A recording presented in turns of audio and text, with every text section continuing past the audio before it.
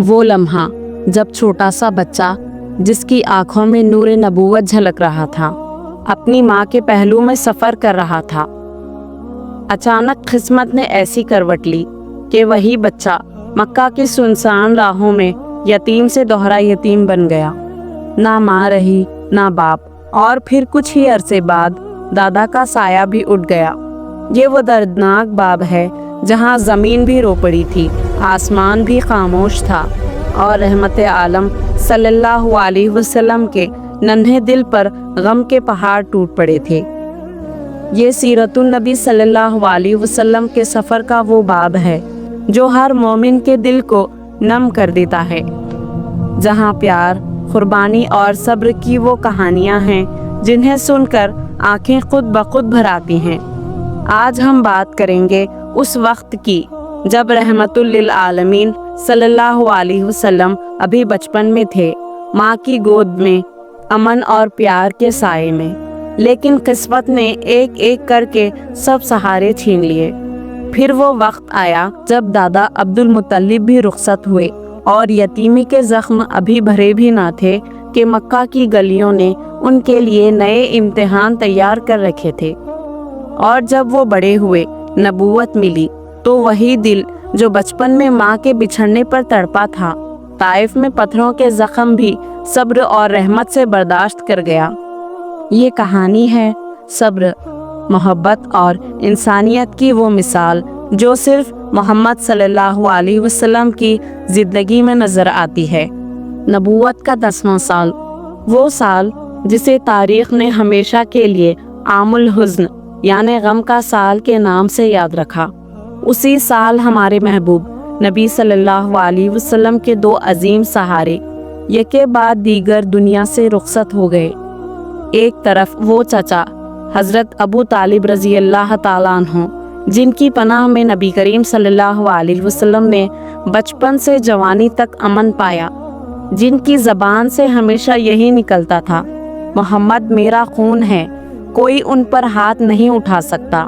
اور دوسری طرف وہ عظیم خاتون حضرت خدیجہ رضی اللہ تعالیٰ عنہ، جن کے وجود نے نبی کریم صلی اللہ علیہ وسلم کی زندگی کو سکون دیا، جن کی محبت نے رسالت کے ابتدائی بوجھ کو سہل بنا دیا، وہ جو پہلی ایمان لانے والی تھیں، جنہوں نے تنہائی میں نبی کریم صلی اللہ علیہ وسلم کا ساتھ دیا جب دنیا نے منہ موڑ لیا تھا، مگر اب دونوں چلے گئے تھے۔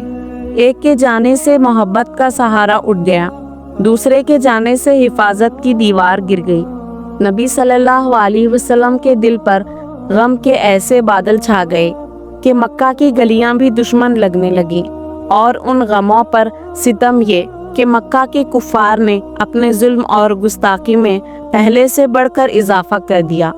گلیوں میں تمسخر کی آوازیں بڑھ گئیں، زہریلے الفاظ برسنے لگے، مگر نبی صلی اللہ علیہ وسلم کی زبان سے اب بھی صرف دعائیں نکلتی تھی، شکایت نہیں۔ انہی حالات میں ایک دن نبی صلی اللہ علیہ وسلم نے فیصلہ کیا، اگر مکہ کے دل پتھر بن چکے ہیں تو شاید طائف کی بستیوں میں کچھ نرمی ہو۔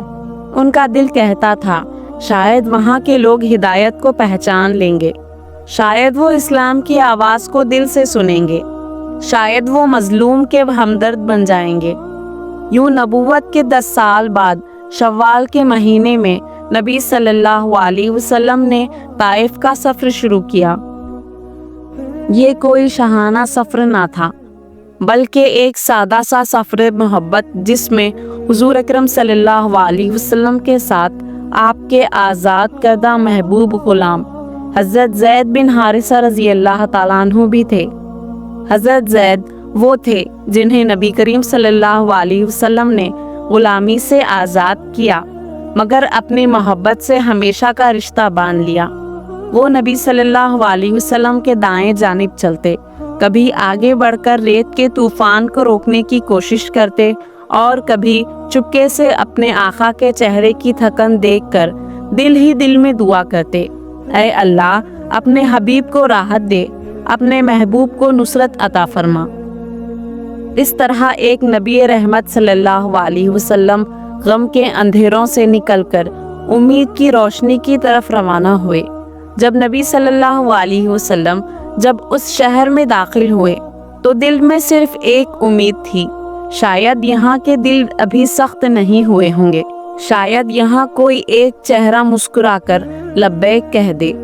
آپ صلی اللہ علیہ وسلم نے وہاں کی حاکموں سے ملاقات کی۔ وہ لوگ آپ کے رشتہ دار تھے، مگر رشتے سے بڑھ کر انسانیت کا تقاضا تھا کہ وہ ظلم کے سامنے رحم دکھائیں۔ طائف میں اس وقت عمر بن امیہ کے 3 بیٹے عبد، لیل، مسعود اور حبیب حکومت کر رہے تھے۔ یہ بنو ثقیف کے سردار تھے، طاقت میں مغرور، دنیا میں سر اٹھا کر چلنے والے، مگر جسے اللہ نے دلوں کا بادشاہ بنایا وہ ان کے دروازے پر حق اور رحم کے دعوت لے کر آیا۔ نبی صلی اللہ علیہ وسلم نے بڑی محبت اور سکون کے لہجے میں فرمایا، میں تمہیں اللہ کی طرف بلاتا ہوں، اس کے سوا کوئی معبود نہیں، آؤ شرک چھوڑ دو، ایک خدا کو مانو، تمہیں عزت بھی ملے گی، نجات بھی۔ وہ لمحہ روحانی تھا۔ آسمان کے نیچے ایک نبی کھڑے تھے اور سامنے 3 انسان جو یہ فیصلہ کرنے والے تھے کہ ہدایت قبول کریں یا تکبر کی دیوار اٹھا لیں۔ مگر افسوس، جواب میں جو آیا وہ لفظ نہیں، زخم تھے۔ ایک نے کہا کہ تمہارے سوا کوئی اللہ نہیں ملا کہ نبی بنایا جائے۔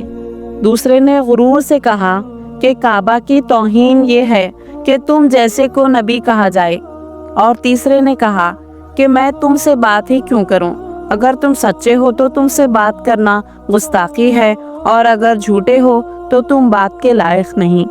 یہ جملے نہیں تھے، دل کے شغاف تھے۔ فضا میں خاموشی پھیل گئی۔ نبی صلی اللہ علیہ وسلم کا چہرہ جھک گیا، مگر لبوں پر صبر کا تبسم باقی تھا۔ آپ صلی اللہ علیہ وسلم وہاں 10 دن تک رہے، بار بار بلاتے، نصیحت کرتے، نرمی سے سمجھاتے، اے لوگوں، ایک اللہ کو مانو، میں تمہارے لیے خیر چاہتا ہوں، مگر ان کے کان بند، دل پتھر اور آنکھوں میں نفرت کی آگ تھی۔ پھر ایک دن انہوں نے صرف انکار نہیں کیا، رسول رحمت صلی اللہ علیہ وسلم کو شہر سے باہر نکال دیا، جیسے وہ روشنی سے ڈرتے ہوں۔ وہ لمحہ تاریخ کا ایک دھچکا بن گیا، رحمت کو رد کر دیا گیا، محبت کو ٹھکرا دیا گیا۔ لیکن نبی صلی اللہ علیہ وسلم خاموش رہے، نہ بد دعا، نہ نفرت، بس دل میں ایک ہی دعا تھی، شاید ان کی اولاد کبھی ایمان کی روشنی دیکھ لے۔ پھر وہ لمحہ آ گیا جس نے آسمان کو شرمندہ کر دیا۔ تینوں سرداروں نے صرف انکار پر اکتفا نہیں کیا، انہوں نے شہر کے اوباشیوں کو بھڑکا دیا، حکم دیا، جاؤ اس مسافر کو ستاؤ، اسے دکھ دو، اس کے جسم پر اتنے پتھر آزماؤ۔ پھر کیا تھا، گلیوں میں چیخ و پکار گونجی، پتھروں کی بارش ہونے لگی۔ نبی رحمت صلی اللہ علیہ وسلم جن کے دل میں کبھی کسی کے لیے بددعا نہ تھی، آج خود ظلم کی آندھی میں تنہا کھڑے تھے۔ پتھر ان کے بدن پر پڑتے، ایک کے بعد ایک، ہر جھٹکے کے ساتھ زمین تھرتھرا جاتی، چہرے پر ملال، بدن خون میں تر، مگر زبان سے اب بھی صرف یہ نکلتا، یا اللہ میری قوم کو ہدایت عطا فرما، یہ نہیں جانتے کیا کر رہے ہیں۔ پتھروں کی شدت بڑھ گئی۔ حضرت زید بن حارثہ، وہ وفادار ساتھی جن کی وفا نے تاریخ کو جھکنے پر مجبور کر دیا، اپنے جسم کو ڈھال بنا کر نبی صلی اللہ علیہ وسلم کے آگے کھڑے ہو گئے۔ ان کے ہاتھ، بازو اور سر پر چوٹیں آئیں، مگر آنکھوں میں خوف نہیں تھا، صرف ایک جذبہ تھا، ایک پتھر بھی میرے آقا کی آنکھوں پر نہ لگے۔ مگر جب رسول اللہ صلی اللہ علیہ وسلم درد سے نڈھال ہو کر بیٹھ جاتے تو وہی اوباشی لڑکے آگے بڑھ کر زبردستی کھڑا کرتے اور ہنستے ہوئے پتھر پھینکتے۔ ان کے چہروں پر خوشی تھی، اور زمین پر وہ لہو جو رحمت عالم صلی اللہ علیہ وسلم کے قدموں سے ٹپک رہا تھا، خون بہتا گیا۔ نبی صلی اللہ علیہ وسلم کے نازک پاکیزہ قدم چور تھے، مگر دل میں صبر کی شمع پھر بھی جل رہی تھی۔ حضرت زید کے سر پر گہری چوٹ آئی، خون ان کی پیشانی سے بہہ کر नबी सल्लल्लाहु अलैहि वसल्लम के दामन पर गिरा और उस लम्हे आसमान के फरिश्ते भी लरज़ गए। जब बदन लहूलुहान हो गया, जब जिस्म और रूह दोनों टूट चुके, नबी सल्लल्लाहु अलैहि वसल्लम ताइफ की जालिम ज़मीन से निकल आए। आप सल्लल्लाहु अलैहि वसल्लम के कदम खून से लबरेज जूतों में डूबे हुए थे। हर सांस जैसे दर्द से उठती हुई सिसकती बनकर बाहर आ रही थी। चेहरा थकन से झुका हुआ, मगर आंखों में सब्र का समंदर मौजज़न था। आप सल्लल्लाहु अलैहि वसल्लम ताइफ की जुल्म गलियों से निकलकर चलते गए, कदम लड़खड़ाए मगर रुके नहीं। आखिरकार जब ताकत जवाब दे गई तो एक बाग की दीवार नजर आई। ये बनी रबिया के दो भाइयों उतबा और शीबा बिन रबिया का बाग था। वो बाग इस लम्हे रहमत की पनाहगाह बन गया। नबी सल्लल्लाहु अलैहि वसल्लम उसके एक कोने में एक दरख्त के साए तले जा बैठे। सूरज ढल रहा था और रोशनी जमीन पर सुर्ख लहू की मानिंद बिखरी हुई थी। दरख्त के पत्ते आहिस्ता आहिस्ता हिल रहे थे, जैसे खुद फितरत भी कह रही हो, ऐ रहमत आलम सल्लल्लाहु अलैहि वसल्लम, हम शर्मिंदा हैं। आप सल्लल्लाहु अलैहि वसल्लम के जिस्म से खून बह रहा था, जूते खून से भर गए थे, और वो दिल जिसने पूरी उम्मत के लिए दुआ की आज टूटा हुआ महसूस हो रहा था, मगर अल्लाह से जुड़ा हुआ था। फिर वो लम्हा आया जब जमीन के झटकों ने आसमान के दरवाजे खोल दिए। रसूल रहमत सल्लल्लाहु अलैहि वसल्लम ने रोते हुए हाथ उठाए, आँखों से आंसू बहे और लबों से निकली वो दुआ जो क़यामत तक इंसानियत को झंझोड़ती रहेगी। ऐ अल्लाह, मैं तेरे सामने अपनी कमज़ोरी, अपनी बेबसी और लोगों की नज़र में अपनी बेकदरी की शिकायत करता हूँ। ऐ रहम करने वाले, तू ही कमज़ोरों का सहारा, तू ही मेरा रब है। तू मुझे किसके हवाले कर रहा है? किसी अजनबी के जो मेरे साथ सख्ती करे, या किसी दुश्मन के जिसको तूने मुझ पर इख्तियार दिया? ऐ मेरे रब, अगर तू मुझसे नाराज नहीं तो मुझे इन तकलीफ़ों की कोई परवाह नहीं। तेरी सलामती ही मेरी पनाह है। मैं तेरे इस नूर के सहारे पनाह मांगता हूँ जिससे सारे अंधेरे दूर हो जाते हैं। बस तू मुझसे नाराज ना हो, तेरा गजब मुझ पर ना उतरे। मैं तेरी रजा की तलाश में रहूंगा जब तक तू राजी ना हो जाए। बेशक तेरे सिवा ना किसी में ताकत है ना किसी में कुदरत।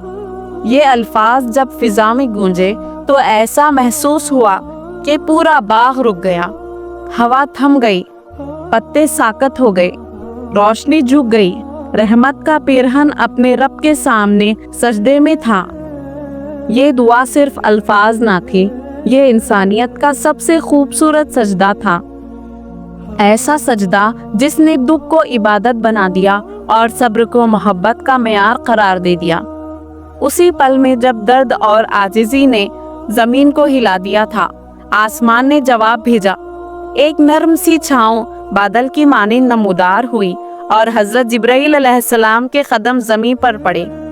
उनकी आमद में वो सकवत था जो बादल से पहले होता है, गहरा, पुरस्रार और रहमत से भरपूर।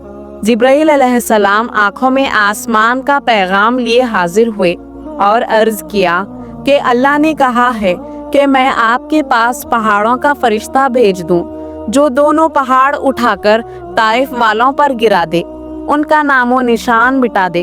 फिर जमीन ने धड़का और पहाड़ों का फरिश्ता सामने खड़ा हुआ। एक ऐसा मंजर कि पहाड़ भी संभल गए हों। उसने अर्ज किया, ऐ रसूलल्लाह सल्लल्लाहु अलैहि वसल्लम, बस एक इशारा फरमाइए, मैं उन्हें मिटा दूंगा। मगर देखिए, नबी सल्लल्लाहु अलैहि वसल्लम की रहमत वो सब्र की शान, उनकी लबों से निकला वो जवाब जिसमें रहमत और सच्चाई का अक्स था। नहीं, मैं ये नहीं चाहता। मैं अल्लाह से उम्मीद रखता हूँ कि उनकी आने वाली नस्लों में ऐसे लोग पैदा होंगे जो सच्ची इबादत करेंगे और शिर्क से दूर रहेंगे। ये अल्फाज सुनकर ना सिर्फ जिब्राइल का चेहरा नरम हुआ, बल्कि पूरी कायनात में एक शान रहमत का जलवा फैल गया।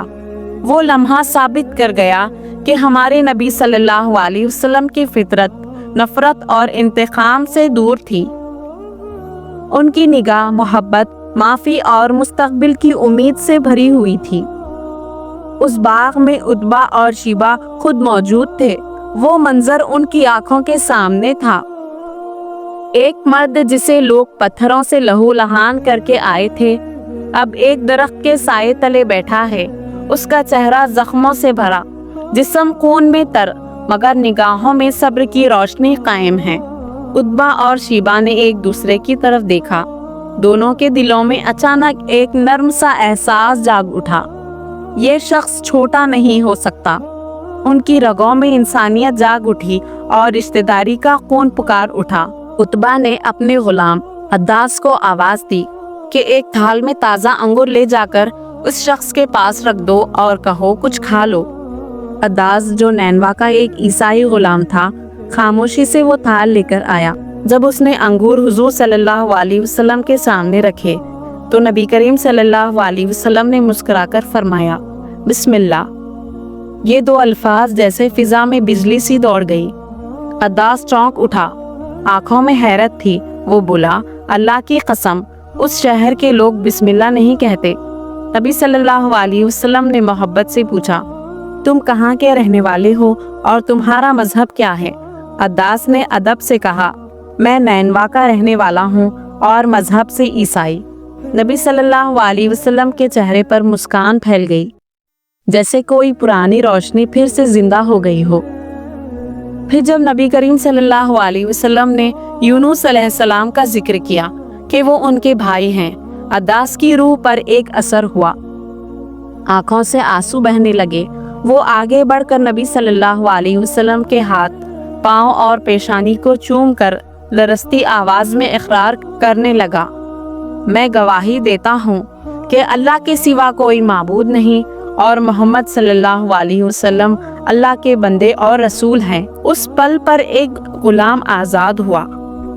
روح کے قید خانے میں ایمان کی خوشبو پھیل گئی۔ فرشتے مسکرائے، ہوا نے نرمی اختیار کی اور وہ باغ جو پہلے خاموش تھا اب اللہ کی وحدانیت کی گواہی سے زندہ ہو گیا۔ جب عداس واپس گیا تو اس کے چہرے پر سکون کی روشنی تھی جو صرف ایمان کے بعد نصیب ہوتی ہے۔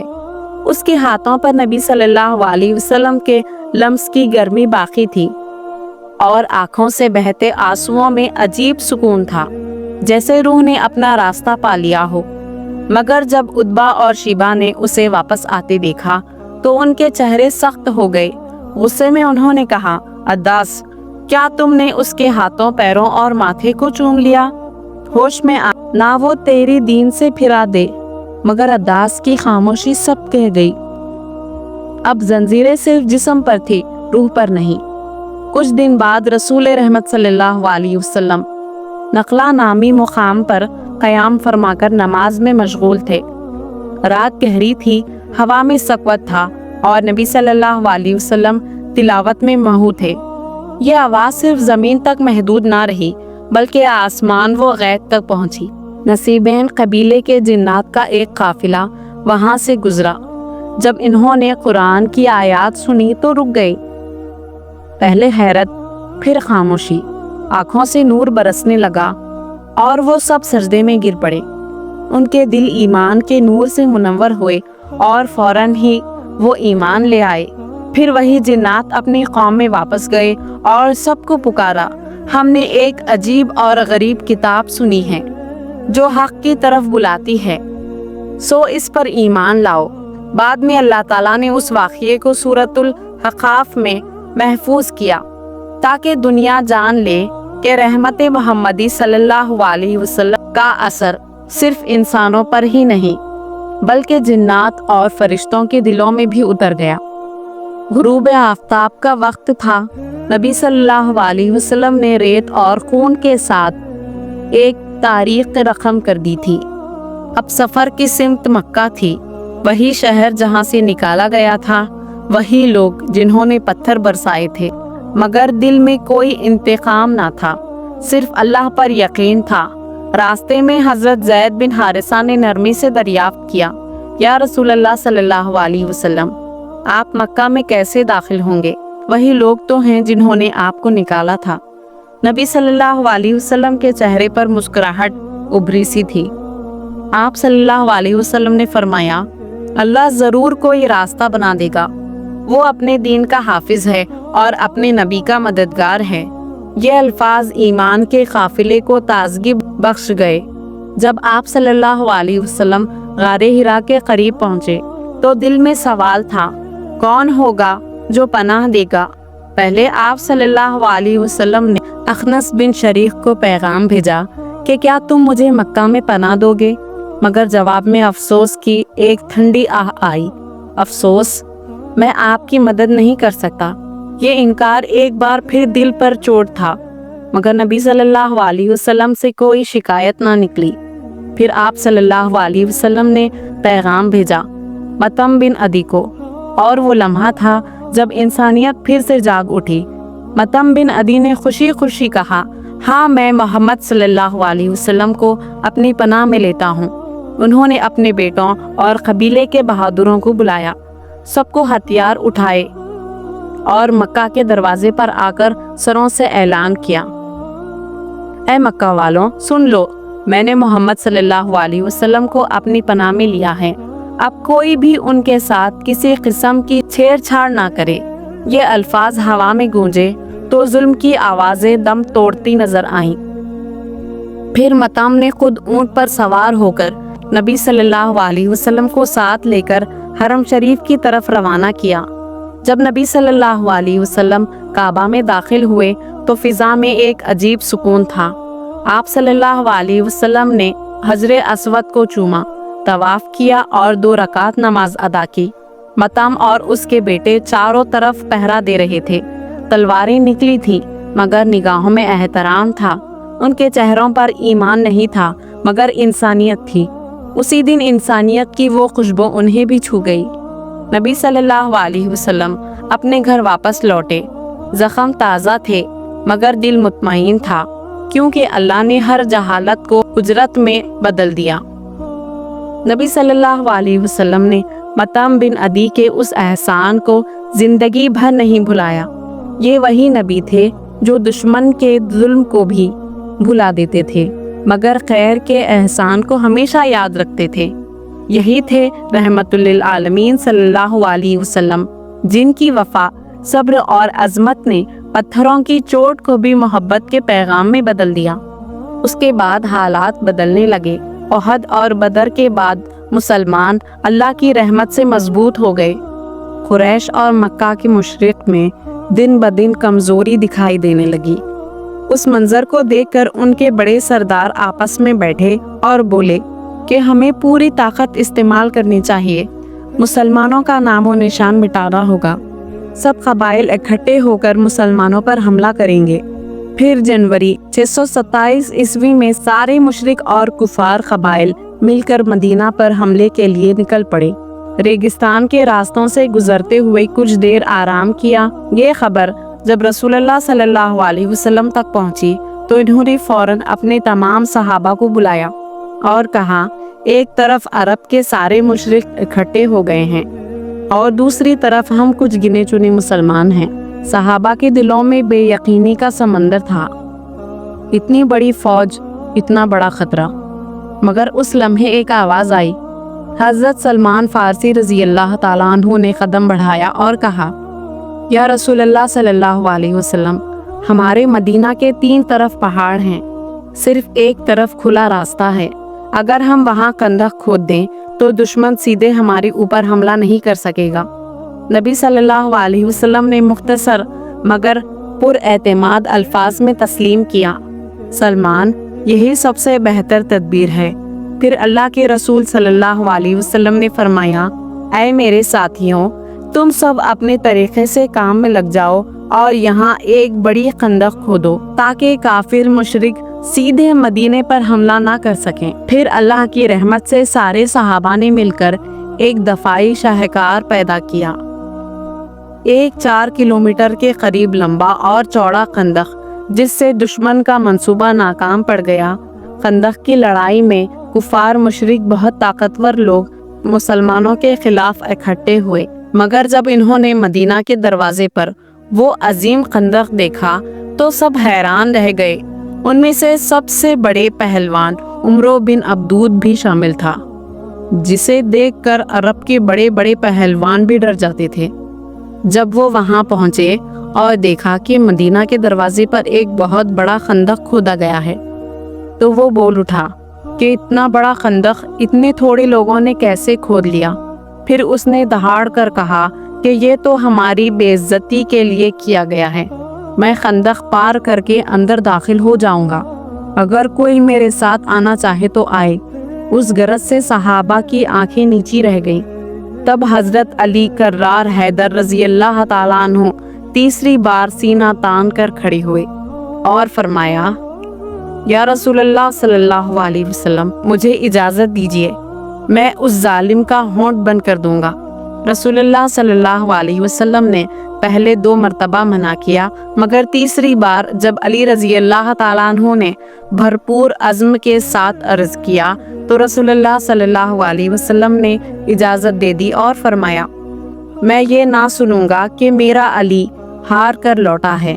मैं बस ये सुनना चाहता हूँ कि वो फतह हासिल करके आया है। इजाज़त मिलते ही हज़रत अली रज़ी अल्लाह ताला अन्हु ने ढाल और तलवार पकड़कर उमरो बिन अब्दूद का मुकाबला किया। उमरो पूरा लोहे के कारट में लिपटा हुआ था। उसकी ढाल मजबूत थी, मगर अली रज़ी अल्लाह ताला अन्हु ने एक जोरदार वार किया जिसने उमरो की ढाल तोड़ दी और आखिरकार उसे हलाक कर दिया। ये एक ऐसी बहादुरी थी जिसका दुनिया में शानदार जिक्र मिलता है। अगली सुबह नया सूरज तुलू हुआ। रसूलुल्लाह सल्लल्लाहु अलैहि वसल्लम ने सहाबा से फरमाया कि कल मैं फतह किया झंडा एक ऐसे शख्स को दूंगा जिसके हाथों अल्लाह फतह लिख देगा। सुबह जब रोशनी फैली तो नबी करीम सल्लल्लाहु अलैहि वसल्लम ने पूछा, अली कहाँ हैं? उन्हें मेरे पास लाओ। बाज़ सहाबा ने कहा कि अली की आंखों में तकलीफ है, कुछ नजर नहीं आ रहा, मगर नबी करीम सल्लल्लाहु अलैहि वसल्लम ने बेतरद्दुद कहा, अली को मेरे पास लाओ।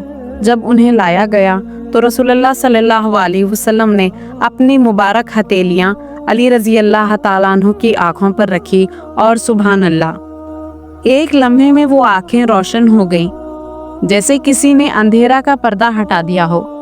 सहाबा ने ये मंजर देखा तो गोया हर दिल में नया अज़्म और हम्द जाग उठा। फिर नबी सल्लल्लाहु अलैहि वसल्लम ने वो एजाज़ अली रज़ी अल्लाह ताला अन्हु को सौंपा, फतह का झंडा, और फरमाया, अब जाओ, अल्लाह तुम्हें नुसरत दे। अली रज़ी अल्लाह ताला अन्हु झंडा थाम कर आगे बढ़े और पीछे पीछे सहाबा का लश्कर था, दिलों में जोश, सीनों में अज़म। जब वो किले के पास पहुँचे तो दरवाज़ा बहुत भारी था, मगर हज़रत अली रज़ी अल्लाह ताला अन्हु ने एक धक्का दिया, दरवाज़ा हिलने लगा और आखिरकार वो दरवाज़ा उखड़ कर हट गया। 6000 सहाबा उस दरवाजे से गुजर कर किले के अंदर दाखिल हुए और अली रज़ी अल्लाह ताला अन्हु ने वो दरवाज़ा उठाकर खड़े रहकर सबके अंदर जाने तक पहरा दिया। ये वो सुबह थी जहाँ मौजज़ा और बहादुरी साथ साथ खड़े थे और पूरी उम्मत इस्लाम के लिए फ़ख्र का दिन बन गई। एक मोमिन का मुकाम और एक गुलाम रसूल सल्लल्लाहु अलैहि वसल्लम की शुजाअत ने साबित किया कि जब हक़ के साथ हो तो कमज़ोर को भी अजीम बना दिया जाता है। ये वो मंजरनामा है जो ईमान, सब्र, हिकमत और जुर्रत की अजीम तरकीब दिखाता है। आप सल्लल्लाहु अलैहि वसल्लम के ये वाक़यात हमें सिखाते हैं कि नफ़रत और इंतकाम नहीं, सब्र और उम्मीद ही वो रास्ता है जो दुनिया बदल देते हैं। अगर आपके दिल को भी ये वाक़या छू गया हो तो कमेंट में लिखिए सल्लल्लाहु अलैहि वसल्लम, ताकि हम सब मिलकर अपने नबी सल्लल्लाहु अलैहि वसल्लम से मोहब्बत का इजहार करें। वीडियो को लाइक करना ना भूलिए, अपने दोस्तों के साथ शेयर ज़रूर कीजिए और सफ़वान इस्लामिक वर्ल्ड को सब्सक्राइब करके बेल आइकन दबाएं।